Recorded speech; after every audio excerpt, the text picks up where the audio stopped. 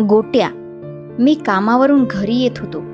वासुनानांच्या दिलखुश hotel समोर गर्दी दिसली.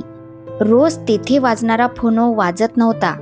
त्याच्या ऐवजी एका मुलाच्या केविलवाण्या किंकाळ्या आणि एका पोक्त माणसाचे तणतणणे मला ऐकू आले. काय प्रकार आहे तो पाहण्याची मला उत्सुकता वाटली आणि मीही त्या तमासगिरांच्या घोळक्यात शिरलो.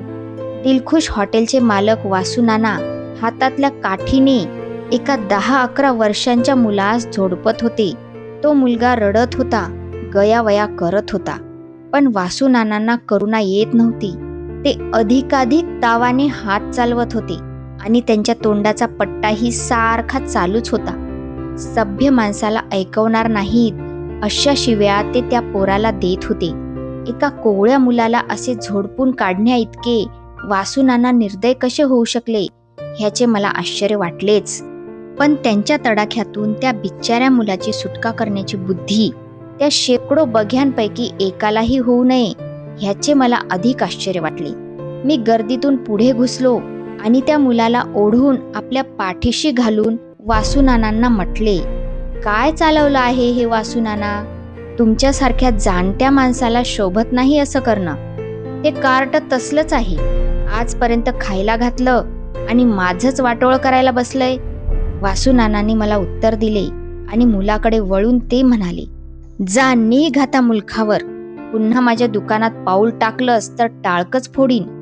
वासुनाना आत गेल्यावर मात्र बघ्यांना कंठ फुटला. हा वासुनाना म्हणजे राक्षस आहे नुसता. एक जण म्हणाला, चहाच्या पाण्यावर पैसा मिळवून मस्ती चढलीय त्याला. दुसऱ्याने री ओढली, पण त्या पोरानं तरी का वागू नये सरळ? एक शिष्ट म्हणाले. कोण कुत्रा विचारत नव्हता, पण ऐनवेळी वासुनानानच थारा दिला. कशाला खडे फोडतात त्याच्या नावानं उगीच? थारा दिला, पण माराशिवाय एक दिवस सुना गेलाय का? विचारा की तुमच्या ह्या धर्मात्म्याला. असे एक ना दोन किती उद्गार मला ऐकू आले, पण वस्तुस्थितीचा बोध मात्र झाला नाही. मुला, तू कुणाचा? कुठं राहतोस? मी विचारले. मी ह्या हॉटेलातच होतो आत्तापर्यंत, हुंदके देत देत मुलाने उत्तर दिले. तुझं इथं दुसरं कुणी नाही? आपण आहात की? वासुनानांच्या कैवाऱ्यांनी टोमणा दिला. अशा माणसांचे बोलणे ऐकून न ऐकल्यासारखे सोडून देण्यातच शहाणपणा असतो. मी तसेच केले. बरं आहे, चल माझ्या बरोबर, असे म्हणून मी त्या मुलासह घरी निघालो. घरी आल्यावर मी सारा प्रकार पत्नीला सांगितला. तिलाही त्या मुलाची कीव आली. तिने त्याला एकही अक्षर न विचारता प्रथम तोंड धुवून येण्यास सांगितले आणि सुमा दशमी खात होती, तिच्याजवळच त्याचेही पान मांडले. ये बाळ, दशमी खा थोडी, तिने म्हटले. पानावर बसण्याऐवजी तो दारातच थबकला आणि दाराच्या फळीला डोके टेकून पुन्हा हुंदके देऊ लागला. सुमाच्या आईने जवळ जाऊन ममतेने त्याच्या पाठीवरून हात फिरवला आणि म्हटले, उगी भिवू नको तू अगदी. आत्ता काही वासुनाना नाही येत तुला मारायला. मुलगा वासुनानांच्या भीतीमुळे रडत नव्हता, तर तिच्या प्रीतीमुळेच त्याचा गळा दाटून आला होता. तासात 2 तासात आमच्या घरचे वातावरण त्याच्या अंगवळणी पडले. तो मोकळ्या मनाने वावरू लागला. सुमाची आणि त्याची तर चांगलीच गट्टी जमली. मी रात्री घरी आलो तेव्हा सुमा आणि तो मजेने हसत खेळत बसलेली मला दिसली. मी दिसताच सुमा मला येऊन बिलगली आणि म्हणाली, बरं का हो दादा, मी की नाही ह्या गोट्यावर खंडा केला आज. ह्याला एक देखील कविता येत नाही म्हणायला. मला मोठी मौज वाटली. त्या नव्या पाहुण्याचे नाव मला माहीत नव्हते. रात्री जेवताना ते विचारून घ्यावे असा मी बेत केला होता, पण ते काम सुमाने आधीच उरकून घेतले. तुझं नाव गोट्या होय रे? मी विचारले. होय, तो म्हणाला. गोट्या? हे हो कसलं नाव दादा? खेळायच्या खड्यांना गोट्या म्हणतात. हा तसला दगड आहे वाटतं. पण माझं खरं नाव काही गोट्या नव्हे सुमाताई. मी शाळेत जात होतो की नाही तेव्हा माझं नाव विश्वास असं होतं. मग लोक मला गोट्या म्हणू लागले. ते तसं का म्हणू लागले हे मात्र मला माहीत नाही. बरं विश्वास, तुझे वडील कुठं असतात? मी विचारले. माझ्या ह्या प्रश्नानंतर विश्वासने जी हकीकत सांगितली तिने मी आश्चर्यचकित झालो. मला मनस्वी वाईटही वाटली. प्रथम वडील ह्या शब्दाचा अर्थच विश्वासच्या लक्षात येईना. वयाने मोठ्या माणसास वडील म्हणतात एवढेच त्यास माहीत होते. आणि असे वडील असणारे एक काका आपल्याला आहेत असे त्याने सांगितले. वडील म्हणजे बाप अशी मी त्याला जेव्हा समजूत दिली तेव्हा मला वडील नाहीत नि आईही नाही असे त्याने उत्तर दिले. प्रत्येक माणसास आई बाप असतात, मग विश्वासलाच ते कसे नाहीत ह्याबद्दल सुमाने आश्चर्य व्यक्त केले. पण ते दूर करण्याचे त्या अजाण मुलाला कसे जमणार? तोही सुमा इतक्याच गोंधळलेल्या नजरेने माझ्याकडे पाहू लागला. तुझे आई आणि वडील तुझ्या लहानपणीच वारले असतील आणि तुझ्या काका काकूंनी तुझा सांभाळ केला असेल अशी मी त्याची समजूत घातली.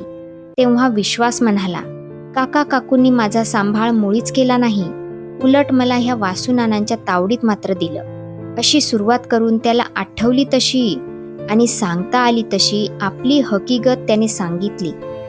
साखरप्याजवळच्या एका लहानशा वाडीत त्याच्या काकांचे घर होते.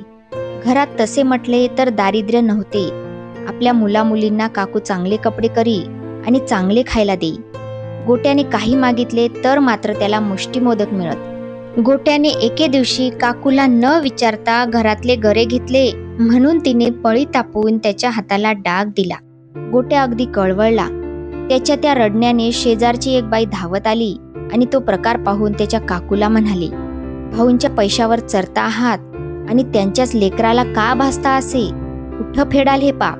ह्या गोष्टीनंतर लवकरच चल तुला शाळेत घालतो असे म्हणून काका गोट्यास घेऊन निघाले. कोल्हापूरच्या स्टेशनावर त्यांची आणि वासुनानांची गाठ पडली. आपण फार गरीब, हा भावाचा पोर सांभाळण्याची आपणाला शक्ती नाही, कोणी धर्मात्मा त्याचा भार घेईल तर बरं असे रडगाणे काकांनी गायले. त्यांची ती दीनमुद्रा आणि गोट्याची असहाय्य स्थिती ह्यांचा परिणाम वासुनानांवर झाला. त्यांनी गोट्याला ठेवून घेण्याचे कबूल केले. डोळ्यात पाणी आणल्यासारखे करून काकांनी गोट्यास वासुनानांच्या स्वाधीन केले आणि परत कोकणचा रस्ता धरला. वासुनाना गोट्यास आमच्या गावी घेऊन आले आणि त्याला शाळेला घालण्याच्या भानगडीत न पडता त्यांनी गिराहिकांना चहा देण्याच्या आणि कब्बशा धुण्याच्या कामावर त्याची नेमणूक केली. 12 खड्या आणि थोडीशी झडती एवढ्यावरच गोट्याच्या शिक्षणाची समाप्ती झाली. हॉटेलचा पोऱ्या ह्या दृष्टीने मात्र गोट्यात चांगला तरबेज झाला. येथे वाजणाऱ्या प्लेटीतील काही गाणी तो हुबेहूब म्हणून दाखवू लागला. तेथे अड्डा करून असणाऱ्या मोटार ड्रायव्हर आणि क्लीनर लोकांच्या गोष्टी त्याला आवडू लागल्या. वासुनानांनी मार देण्याचा प्रसंग 1-2 दिवसाआड तरी गोट्यावर येईच.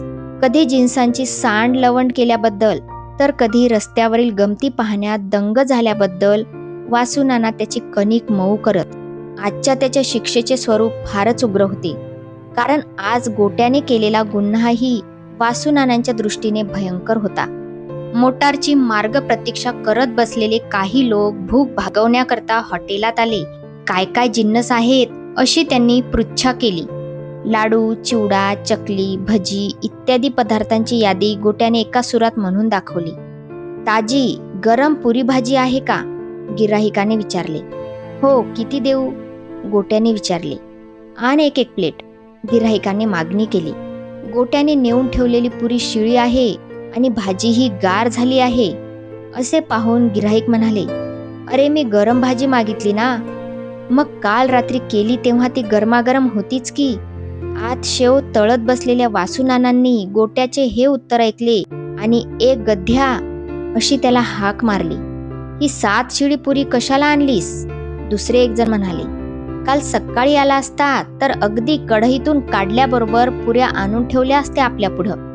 गोट्याचे उत्तर ऐकताच, हे तुझं आंबोन तुलाच लखलाभ हो असे म्हणून सर्व मंडळी आपल्या पुढील ताटल्या बाजूस सारून चालती झाली. आलेले गिराईक गोट्याच्या मूर्खपणामुळे गेले आणि तेही माल उष्टा करून पैसे बुडवून गेले.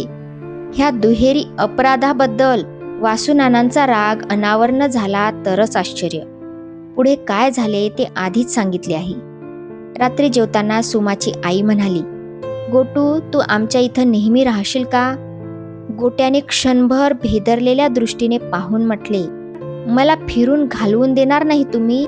नका घालवू मला, पाया पडतो तुमच्या. आणि खरोखरच खरकटे हात जोडून त्याने तिला नमस्कार केला.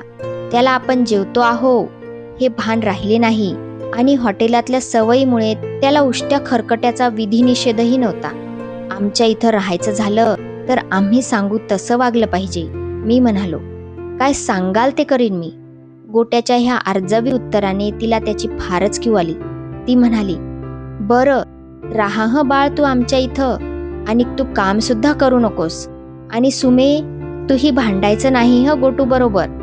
पण तो भांडला तर मी बरी गप्प बसेन? आपल्या लेकीचा बाणेदारपणा पाहून कोणत्या आईबापास कौतुक वाटणार नाही. दुसऱ्या दिवशी सकाळी सुमाबरोबर मी गोट्यालाही उठवले. त्याच्या आजपर्यंतच्या कार्यक्रमात नसलेल्या दात घासण्यासारख्या गोष्टी त्याला करावयास लावल्या. अंघोळ नमस्कार झाल्यावर तिने त्यास सुमाबरोबर दूध प्यावयास दिले. त्याने चहा मागितला, पण आम्ही चहा पित नाही, चहा पिणे फार वाईट आहे असे त्याला सांगताच तो स्वस्थ बसला. नंतर त्याला घेऊन मी बाजारात गेलो. त्याला कपडे बेतून शिवावयास दिले. पाटी, पेन्सिल, पुस्तक असे त्याचे दप्तर तयार करून त्याला शाळेत नेले आणि मास्तरांना सर्व हकीकत सांगून त्याची चांगली काळजी घेण्याची विनंती करून मी घरी परतलो. गोट्या रोज शाळेत जाऊ लागला आणि शिकण्यात त्याला गोडीही वाटू लागली. तो आपले धडे झटपट पाठ करी. त्यावरून त्याची बुद्धी तरतरीत असल्याचे मला आढळून आले. मला मोठी आशा वाटू लागली. गोट्याची गाडी मार्गाला लागलेली पाहून सुमाच्या आईला धन्यता वाटू लागली. पण 4 दिवसातच माझ्याकडे तक्रार आली की गोट्या शाळेत फार व्रात्यपणा करतो. आज त्याने एका मुलाच्या तोंडाला शाई फासली. गोट्या घरी आल्यावर मी त्याला खुलासा विचारला. तो म्हणाला, तुम्ही मला सांगितलं होतं की गुरुजी सांगतील ते सर्वांनी निमूटपणे ऐकायचं. आज गुरुजींनी गंपू गोऱ्याला रागावून म्हटलं, तोंड काळं कर एकदम. मधली सुट्टी होईपर्यंत गंपू तोंड काळं न करता तसाच बसून राहिला. गुरुजींचं सांगणं त्याला ऐकायला लावण्यासाठी मी त्याच्याच दवतीतली शाई त्याच्या तोंडाला लावली. ह्यात माझं काय चुकलं? गोट्याच्या ह्या आज्ञापालनाला काय म्हणावे हेच मला समजेना. तर अशा प्रकारे गोट्या हा पाठ इथेच संपला. भेटूया पुढच्या पाठामध्ये. तोपर्यंत धन्यवाद.